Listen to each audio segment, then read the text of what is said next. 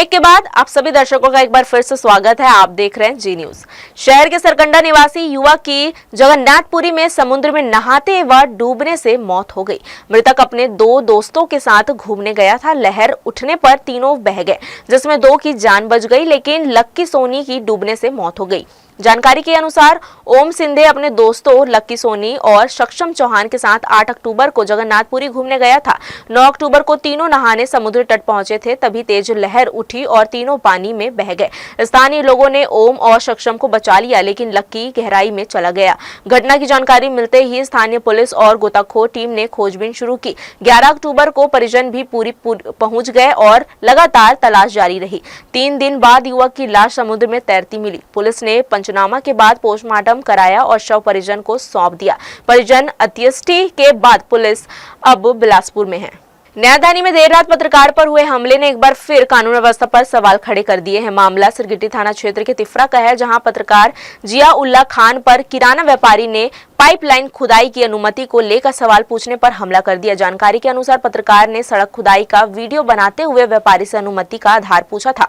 इस दौरान व्यापारी ने पहले थप्पड़ मारा, फिर फावड़ा से हमला कर घायल कर दिया। पत्रकार ने हमले के बीच खुद को बचाते हुए पूरी घटना का वीडियो बना लिया और किसी तरह अपनी जान बचा ली। हमले के बाद हमलावर की पत्नी ने पत्रकार को झूठे केस में फंसाते हुए धमकी दी और पुलिस को गलत शिकायत दी। वहीं घायल पत्रकार ने सिरगिट्टी थाने में रिपोर्ट दर्ज कराई है कि बताया है कि आरोपी पक्ष ने भी पुलिस पे आवेदन दिया था कि थाना प्रभारी किशोर केवट ने बताया कि आरोपी के खिलाफ मामला दर्ज किया गया है। मेडिकल रिपोर्ट आने के बाद अतिरिक्त धाराएं जोड़ी जाएगी और सड़क खुदाई की वैधता का लेकर नगर निगम से भी रिपोर्ट मांगी जाएगी। जिले के खरोरा क्षेत्र में आबकारी विभाग की टीम ने अवैध मदिरा के विरुद्ध बड़ी कार्रवाई करते हुए एक आरोपी को गिरफ्तार किया है। यह कार्रवाई आबकारी वृत्त खरोरा के अंतर्गत ग्राम चिचोली स्थित शान ए पंजाब ढाबा में की गई है। आबकारी विभाग से प्राप्त जानकारी के अनुसार आरोपी अमरपाल सिंह चावला निवासी ग्राम चिचोली के विरुद्ध छत्तीसगढ़ आबकारी अधिनियम की धारा 34(2) के तहत दर्ज किया गया है। विभाग की टीम ने मौके से कुल 36 बल्क लीटर अवैध मदिरा जब्त की है, जिसमें 160 नग देसी मसाला मदिरा के पाव एवं 40 नग विदेशी विस्की शामिल है। जिले में आबकारी विभाग द्वारा अवैध मदिरा के निर्माण, विक्रय और परिवहन के विरुद्ध लगातार अभियान चलाया जा रहा है। इस अभियान के अंतर्गत क्षेत्र में नियमित जांच और निगरानी की जा रही है, ताकि शराब माफियों पर अंकुश लगाया जा सके। विभाग ने आम नागरिकों से अपील की है कि अवैध शराब विक्रय या परिवहन की सूचना तत्काल नजदीकी आबकारी कार्यालय या पुलिस को दें।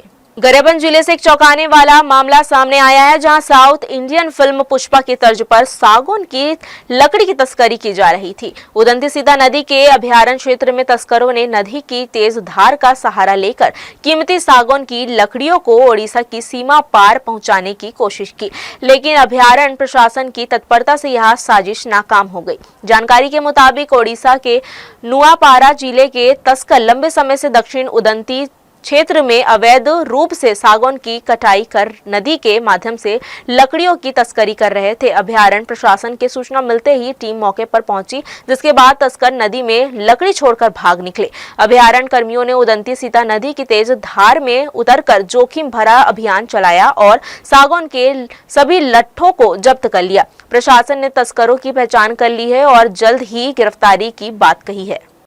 उदंती सीता नदी टाइगर रिजर्व अंतर्गत दक्षिण उदंती परिक्षेत्र कक्षरमांग जो कि उड़ीसा सीमा से लगा हुआ है, तो वहाँ पे हमारी टीम को जो है सूचना मिली थी, जो गश्ती टीम है, कि कुछ जो है सागौन के ठूंठ वहाँ 2 नग जो हैं पाए गए हैं और वहाँ पे कुछ लट्ठे भी पड़े थे, जिसका हमने एम्बुश लगाकर जो है रेकी करके आरोपियों को जो है पकड़ने की कोशिश की, जिसमें जो है 2 आरोपियों को जो है आइडेंटिफाई किया गया है उड़ीसा के, तो उन पे जो है कार्रवाई जारी रहेगी।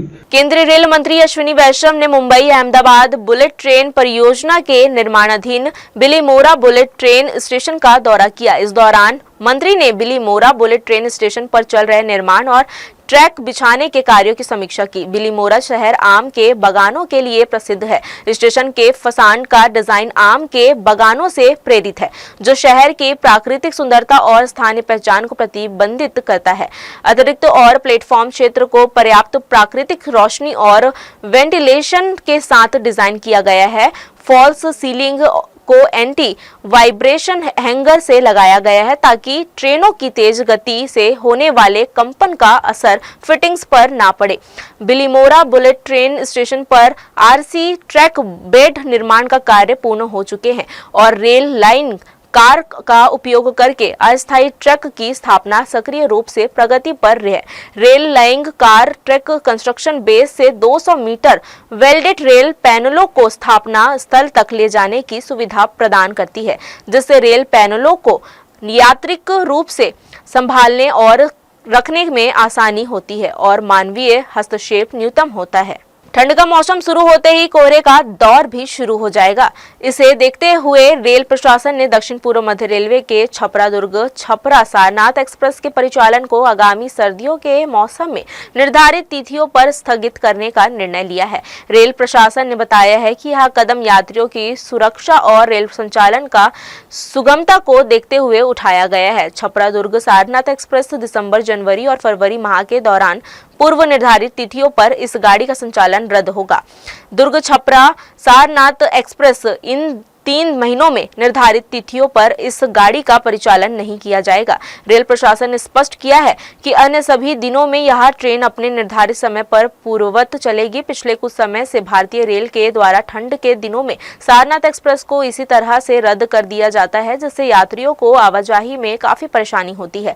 बदले समय के साथ ही रेलवे के परिचालन में बदलाव की बात कही जाती है, लेकिन जब बात धरातल पर काम करने की आती है तो रेलवे द्वारा इसी तरह से ट्रेनों को रद्द करने का फैसला कर लिया जाता है, जो यात्रियों के लिए काफी कष्टदायी साबित होता है। सर्दियों का मौसम आते ही एक बार फिर घना कोहरा रेलवे परिचालन के लिए चुनौती बन गया है। यात्रियों की सुरक्षा को सर्वोच्च प्राथमिकता देते हुए रेलवे प्रशासन ने छपरा दुर्ग सारनाथ एक्सप्रेस के संचालन में बदलाव का निर्णय लिया है।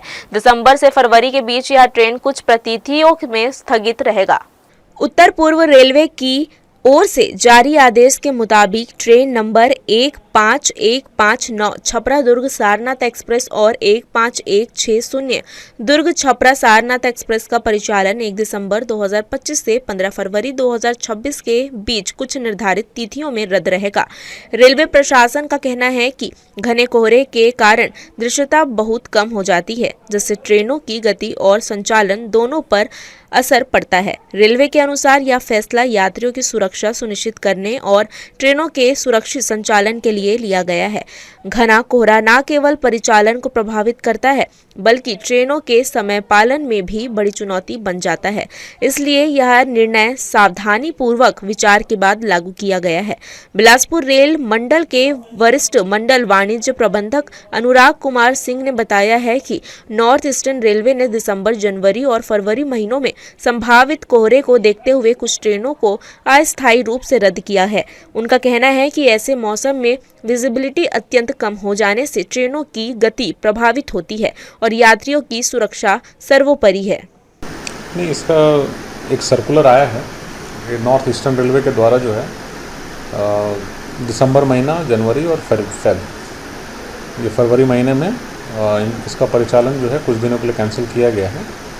होता क्या है कि जब फॉगी कंडीशन होता है तो जो क्षमता होती है रेलवे की ट्रेनों को दौड़ाने की या चलाने की, उसमें काफ़ी मतलब डिक्रीज़ हो जाता है, डिफिशिएंट हो जाता है। तो उस दृष्टिकोण से कुछ चुनिंदा ट्रेनों को कैंसिल किया जाए, सो दैट कि वो कैपेसिटी को हम बढ़ा सकें, उन कैपेसिटी में कुछ ट्रेनों को हम रन कर सकें।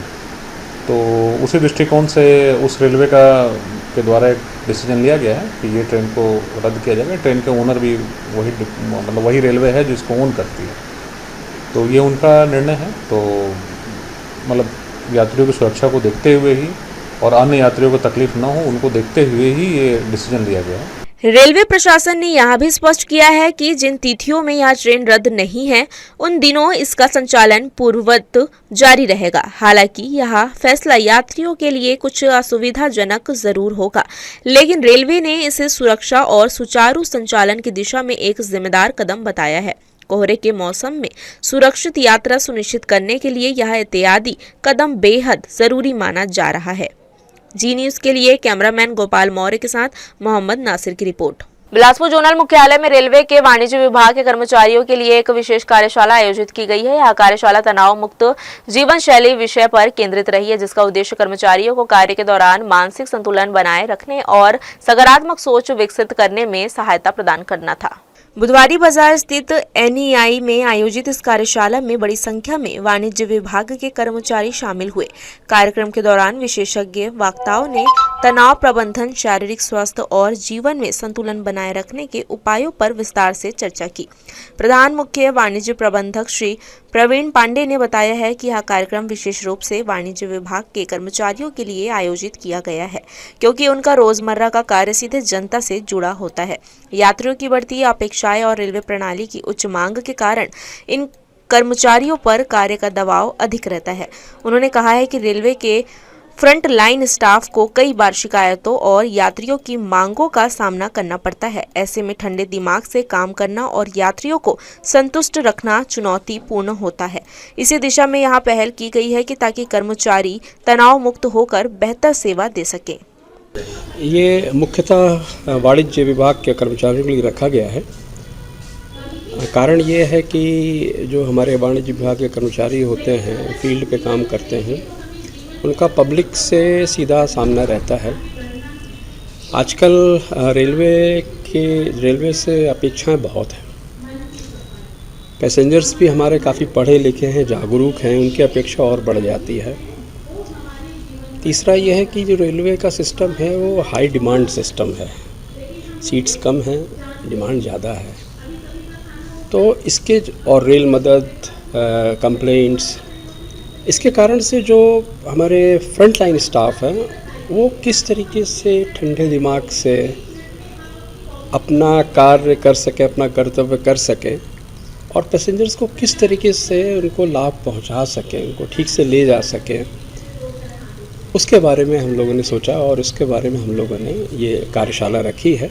रेलवे प्रशासन का मानना है कि खुश और स्वस्थ कर्मचारी ही यात्रियों को बेहतर अनुभव दे सकते हैं। इसलिए आगे भी इस तरह के प्रशिक्षण और वेलनेस प्रोग्राम नियमित रूप से आयोजित किए जाएंगे, जिससे कर्मचारियों की कार्य क्षमता और मनोबल दोनों में वृद्धि हो सके। जी न्यूज़ के लिए कैमरामैन गोपाल मौर्य के साथ मोहम्मद नासिर की रिपोर्ट। तो यह थी इस बुलेटिन की खबरें। देश विदेश की तमाम खबरों के लिए बने रहिए जी न्यूज़ के साथ। मुलाकात होगी अगले बुलेटिन में, तब तक के लिए मुझे दीजिए इजाजत। नमस्कार।